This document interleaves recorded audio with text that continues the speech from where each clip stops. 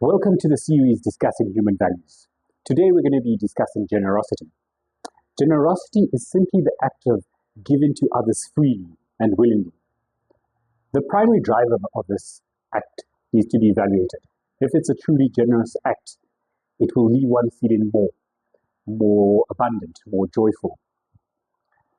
What can we give? It can be in the form of time, money, resources, presence, or other virtues such as love or kindness. Basically anything we have excess of.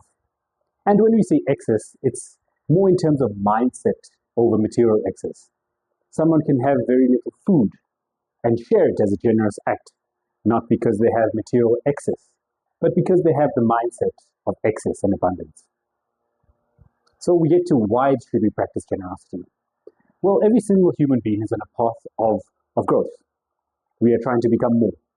It could be growth in our careers, in our physical abilities, in our skills, in our abilities to provide for our families. Or perhaps it's just growing so that we can meet our survival needs. But everyone is on a path of growth. For those concerned with growing your character and your humanity, practicing generosity is essential, as this is directly linked to the growth of consciousness. We can think of consciousness as a bubble that surrounds us. This bubble can be big enough just to encompass myself, or it can be bigger to encompass my family or my community. The size of this bubble differs for everyone. And if we want to maintain this bubble of consciousness that surrounds us, we have to continue to act generously within it.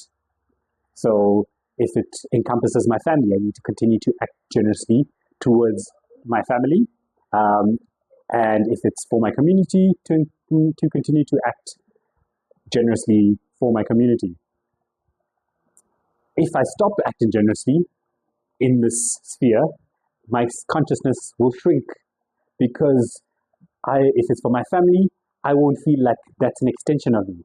Or if it's for my community, I would feel like that's part of me, that's part of my identity, an extension of me.